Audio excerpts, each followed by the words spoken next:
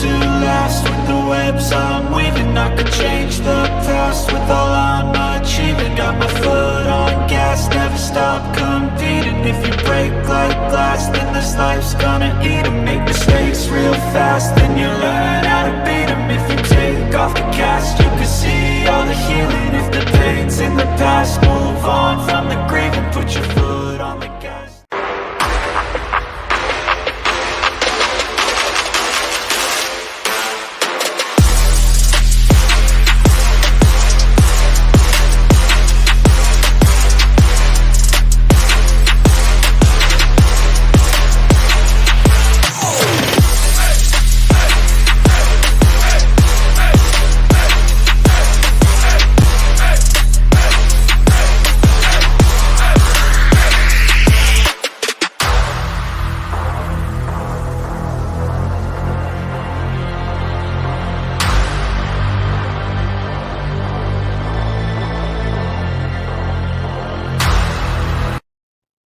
All right, and we're back here on the 9th annual edition of Couch Coach Live NFL Preview, where we'll be previewing all 32 teams of the National Football League. We continue our preview with the Las Vegas. I didn't say Oakland, but the Las Vegas Raiders. So, it's a new year, new leaf, a new me. So, so we got our guy. I affectionately call him D-Hop. What's going on, man? Hey, what's going on, man? What's up? Everybody know me, man. Spotlight Raiders Talk is in the building. The nation's in the building. I'm excited for this, and I'm happy you reached out to me because, every time you talk to your Raiders, you got to call on me for the information, man. I'm happy to be here. Yes, my go-to when it comes to Raiders and just anything NFL, we'll definitely do a lot this year because I know, we talk with that, but yeah, so because we won't play each other this year, so I definitely got to get you tapped in as much as I can during NFL season. So so our NFL previews are powered by the good folks at Goalie. Head over to goalie.com, use our promo code CouchCoach to get yourself 10% off at checkout. So the 2022 Las Vegas Raiders. So I want to get your thoughts on the offseason, and also, obviously, we know that Davante Adams was one of your biggest acquisitions. Just talk about some other acquisitions that you guys got in the offseason. Well, we all know Davante Adams was the biggest splash that we had, going into the offseason because there's been so many rumors about that happening. Even beginning of last year, it was talks about that as well because how Derek friends with Derek Carr, but it's been some other ones. Chandler Jones, that was a big one that came on the defensive side, even though that we did have Yannick at the time, and we did trade for him, and we ended up getting a young cornerback in Rock Ya-Sin. So that was a really big one on the defensive side as well. We got a lot of, players to come in. Jonathan Hankins re-signed with us, and then we end up drafting those two, Matthew Butler from Tennessee and getting Neil Farrell from LSU. And we got some other Vernon Butler, which was on the non-injury list as of right now, but we end up getting him from Buffalo. Some few acquisitions on the defensive side of the ball. Offensive side, we really didn't address the offensive line like that, but we did go out and get some wide receivers like DeMarcus Robinson, Mac Hollins. We drafted Zamir White. We brought in Brandon Bolden from the New England Patriots. So we brought in some, Patriot familiarities that knows the offense. So it was some pretty decent acquisitions for the Las Vegas Raiders on both sides of the ball. Yeah, big time. So heading into this season, what do you deem as the biggest storyline heading into the Raiders season? We all know Davante Adams. I mean, I know it's repetitive. I can completely understand that. But Davante Adams and the Derek Carr, combination, they being best of friends and everybody's talking about Davante and stuff like that. But the biggest storyline that I really want to see is this offensive line. That's what I really want to see because this offensive line, we got all these running backs with Jacobs, Drake, Zamir White, the other running back from UCLA, Brandon Bolden. We want to see what this offensive line will do. We see what this defensive line can do. So that's one of my big. I mean, of course, the Adams is the biggest one, but getting Chandler Jones, that was a big big storyline going into the season. But I think our, offensive line is going to be one, in our defense, how our defense is going to be now with Patrick Graham coming over from the New York Giants. So that's going to be very interesting to watch.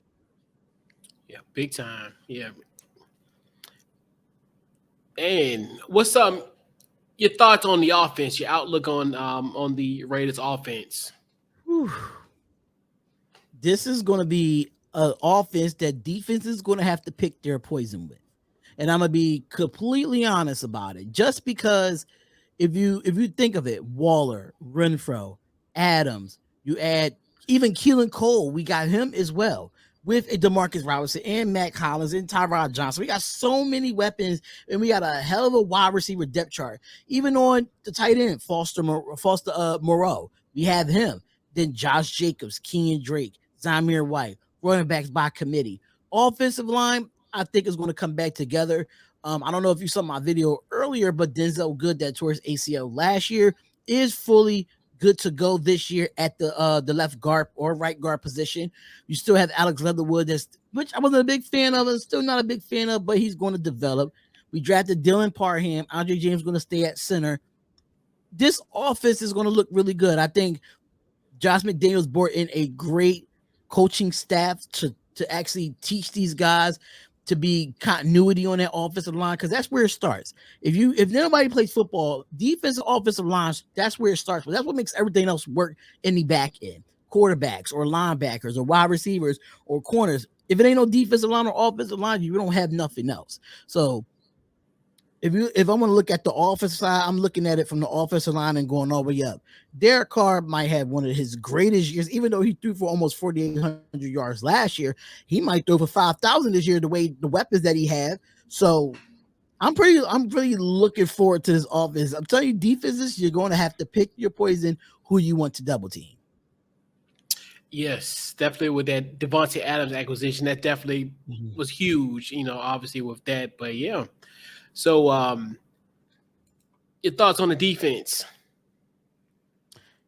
Defense is looking really good. The only thing I'm concerned about right now is the defensive tackle position, knowing that we have two players on the PUP list from the defensive tackle position as Bilal Nichols and Jonathan Hankins, and Vernon Butler is on the non-injury list, so he's not on the PUP list, but I'm really concerned about our defensive tackles. I really hope the Raiders can bring back Darius Fallon. That's one of the biggest ones that has not been signed yet to any team, and he was with the Raiders last year and had a great year with us. Bringing in on defense, Anthony Everett, Rock Ya-Sin. We just brought in Mathis Farley from the Tennessee Titans. He played with the Colts as well. Another safety. We brought in somebody, Ike Brown, from the USFL, played for the New Orleans Breakers. Denzel Perriman, Kyle Fackrell. We have a few linebackers. Denzel Perriman is going to keep. Max Crosby, of course, is going to be the pass rusher. Chandler Jones is going to be a force. Trayvon Merrick is coming into his second year. Can Trayvon Mullen be healthy by the time week 1 starts? Jonathan Abram, it's a make or break year for him too. So it's going to be a lot of pieces with the defense, knowing that we lost like the Solomon Thomases and Carl Nassib and other players, but I think we filled that role in trying to get, them filled, even though we have a rotation of rookies that's going to be playing too. So Patrick Graham knows one thing about Patrick Graham, I can say this. He plays to what the opponent is. He doesn't stay in a Pacific defense. He goes from 3-4 or 4-3, or he goes to a dime, he goes to a nickel, he goes to man, he goes to cover 2. He's very complex with his defense, and I think that's going to complement us in the long run. Yeah, absolutely. I got to take care of my boy Cleveland, man.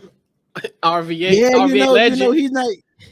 I hope. Listen, I'm giving Cleveland one last year to get it together, man. He played D tackle a little bit. He played a little bit of DN. He played a little bit of linebacker. Now he's in his third defense in the years that 4 years that he was here. He had Paul Gunther, he had Gus Bradley for 1 year, and now he got Patrick Graham. Hopefully he can understand his defense and have a breakout year. That's what I'm really looking forward to. Yeah, because I know it's definitely I know he get that extension. I figured it's got to be like a proven year for him. So yeah, definitely. Right. Huge shout out to our local guy. Shout out to Cleveland. Yeah, shout out to Clelin Ferrell. Shout out to him. Yes, sir. So we know that the NFL schedule, we got 17 weeks on the docket. It gotta be it could be one or two or whatever games that you're circling on the calendar. Every game in the AFC West. Broncos, Chiefs, and Chargers. Every game in the AFC West, because if you look at it, the AFC West has gotten better in this offseason with the Chargers, with the Khalil Mack, that story going back to playing with the Raiders, used to playing with the Raiders, going up against his friend Derek Carr, and they end up getting J.C. Jackson on that back end with Darion James. The day you got the Denver Broncos that brought in Russell Wilson, which they was only a quarterback away because they already had a good defense. They had some good receivers. They had a good offense. They were just a quarterback away. So we got to see what they're going to do. And then, of course, you got the reigning champions of the AFC West, the Kansas City Chiefs, even though they don't have Tyreek Hill anymore. And I'm not a big fan of Juju Smith-Schuster. I just don't think he's going to do great there. But you got a Patrick Mahomes as a quarterback. He can make anybody look good. So this defense is, this division is up for grabs. So those division games I'm looking forward to. But if I want to look outside of the division games, I'm looking at the Indianapolis Colts game. We play them every year, and it's always a great year or a great game when we play them. They beat us the year before last, and then we beat them last year. So now it's tied like 1-1. Who's going to get that third win? So it's going to be very interesting. And they got to come to our house this year. So, yeah, AFC West and Indianapolis Colts. I'm not really looking for. I'm looking forward to some NFC games, but I'm really looking forward to going up against Jonathan Taylor versus our defense. Yeah, big time. And that's another one too, where that could be. And I always put like you in Indianapolis, those two teams that are like playoff bound type teams. So this could mean a playoff implications down the road. Also, now we got a Matt Ryan. Now that's going to be kind of interesting. How that plays out. Will that be a seamless transition? Almost it's going to be eerily similar to like how the Carson Wentz situation where it worked out for the majority part of the season, and then it kind of fizzled at the end when they needed it the most. So it's definitely going to be intriguing, because that could definitely be a potential playoff game. So yeah, it is going to be interesting too, knowing that Gus Bradley is the defensive coordinator over there now. Yeah. So a lot of storylines with that game. Yeah. So like I get everyone, on the pod, as far as now, I gotta give you the $60 million question. In 2022, the Las Vegas Raiders will finish 13-4. That's my high ceiling for them. But I want to go floor and I want to be realistic. I'll say 12-6. Okay. I just really think that we board in the right pieces. I really think that is no room for going backwards. We did go 10-7 last year. Now it's time to win more double-digit wins. And the way our schedule is looking, it's possible. It's really possible. I think our hardest games probably at New Orleans, which we never lost in New Orleans since 2016. But even though New Orleans is still a good team down there, the Colts game, like I said before, and it's a few other games on that roster on that schedule that I like to see. But those AFC West games are going to be good. I think that's why if I go 12-6, most of those games are going to come from the AFC West. So with that division, with that record, y'all win the AFC West? Yes. Okay. Mm-hmm. Okay. I think the Chiefs took a step back this year. They lost a lot of pieces. They have issues with Orlando Brown at the offensive line position. Like I said, Tyreek Hill is no longer in that division. McCole Hardman is good, but he's only benefited off of Tyreek Hill. And he's going to be benefited off of Travis Kelce. I think Travis Kelce is the number one target there. And there's not too many weapons. Juju Smith-Schuster, if he stopped dancing and actually played football, he'll be fine. So I can say that. But I think the Chiefs is going to really fall this year. I really got that feeling they're going to fall. Even though they had Patrick Mahomes, I just don't trust that defense. Chargers, that's going to be our biggest test in the division. Them and Denver. Even though I have Denver still being at the bottom of the AFC West because how so competitive we are, I still think every team in the division is going to at least have 8 wins, at least. Yeah.